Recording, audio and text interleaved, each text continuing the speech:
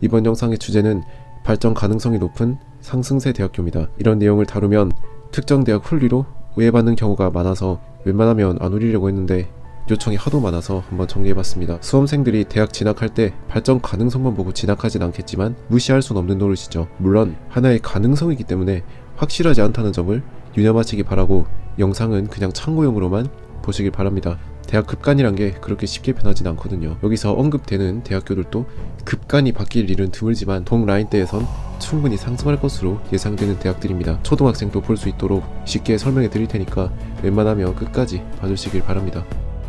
대전광역시에 위치한 거점 국립대학교입니다. 지방대 선호도가 떨어지고 있는 마당에 뜬금없이 웬 지고국이냐라는 의문을 가지는 분들이 계실 수도 있는데, 지금 정치권에서 좌우 성향을 떠나 대한민국 수도를 서울에서 세종으로 천도하려는 움직임이 있기 때문에 실현된다면 충분히 상승할 가능성이 있는 대학교입니다. 실제로 21대 국회 과반 의석을 지닌 더불어민주당이 국회의사당 분원을 설치하는 내용의 국회법 일부 개정안을 통과시켜 세종 국회의사당 설치가 확정되어 2027년 개원 예정이며, 현 윤석열 정부에서도 대통령 제2집무실과 관저를 세종에 건설하기로 확정하여 2027년 신축 청사가 완공 예정이기 때문에 기대를 걸어볼 만합니다. 뿐만 아니라 대전은 서울과 그리 멀지 않은 편이고, 충남대의 지역 할당제 수혜 지역은 공공기관도 많은 편이고 대기업, 중견기업, 연구단지도 많기 때문에 이점이 생각보다 많습니다. 물론 미래의 세종이 대한민국의 행정수도가 된다 하더라도 충남대 입결이 드라마틱하게 몇 극간씩 오르진 않을 테니까 너무 기대하진 마시기 바랍니다. 인천 송도 국제도시에 위치한 국립대학교입니다. 과거 시립인천대였으며 2013년 국립대학 법인인천대로 전환되었습니다. 전환 이후 수도권에 위치한 국립대라는 메리트로 입결이 크게 상승했으며 수험생 선호도도 날이 갈수록 높아지고 있습니다. 캠퍼스 환경도 좋은 편인데 우선 평지에 최근에 세워졌다 보니 넓고 세련됐으며 각종 드라마, 예능 촬영지로 상당히 유명합니다. 대표적으로 드라마 별에서 온 그대, 도깨비, 아람브라 궁전의 추억, 호텔 델루나, 예능 런닝맨 등이 있죠. 하지만 타 수도권 대학에 비해선 아직 서울과 접근성이 떨어지고 상권이 부족한 편이란 단점도 존재하나, 향후 GTX B선이 개통되면 서울과 접근성이 높아져 입결과 선호도가 더욱 상승할 것이라 예상됩니다. 경기도 성남시와 인천광역시에 위치한 사립대학교입니다.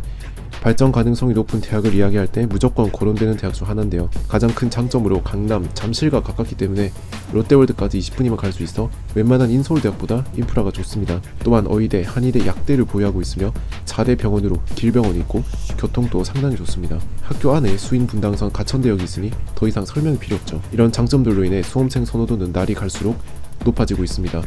물론 장점만 있는 건 아닌데요. 과거 로또 적성고사로 인해 인식이 썩 좋지 않습니다. 하지만 최근 폐지되었기 때문에 점차 나아질 것으로 보이네요. 서울 쏠림 현상이 심해지는 지금 서울과 가까운 가천대의 상승세는 이어질 것으로 보입니다. 서울특별시 노원구에 위치한 국립대학교입니다.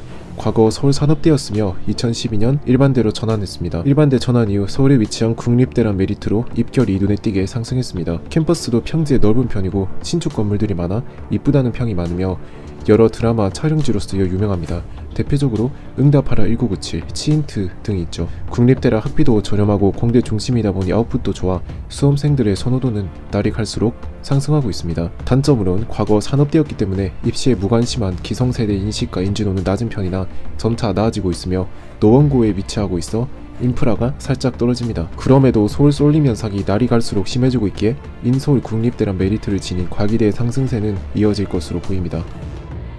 충분히 발전한 대학이라 의문을 가지는 분들도 계시겠지만 앞으로 더욱 상승할 수 있다고 생각합니다. 현재도 같은 라인 대학 중 수험생 선호도가 가장 높으며 여러 지표에서 상승세가 보이죠. 서울의 중심에 위치해 있고 캠퍼스가 평지고 넓고 아름다우며 건대 입구역 주변에 백화점, 스타시티몰, 맛집, 카페, 영화관 등 볼거리가 많아 캠퍼스 라이프를 즐기기 좋고 2호선, 7호선이 모두 지나기 때문에 교통이 편리하다는 큰 장점, 의대, 로스쿨을 보유하고 있으며 학교에 돈이 많다는 점으로 볼 때 충분히 급간이 바뀔 수도 있다고 생각되며 동라인대에서의 상승세는 앞으로도 이어질 것으로 보입니다. 이미 명문대인 중앙대가 나와서 어이없을 수도 있는데 급간이 바뀌진 않더라도 동라인대에서 충분히 상승할 것으로 예상되기에 포함시켰습니다. 지금 또 공대가 크게 발전하고 있으며 학교 측에서도 이공계에 지속적인 투자를 진행하고 있어 많은 국책 사업을 따오고 있으며 최근에도 인공지능 대학원에 최종 선정됐죠. 점차 AI, 반도체 등 다양한 첨단 기술의 중요성이 커지고 있기에 중앙대의 상승세는 이어질 것으로 보입니다. 과학기술을 연구하고 고급 인재를 양성하는 디지스트, 지스트, 유니스트입니다.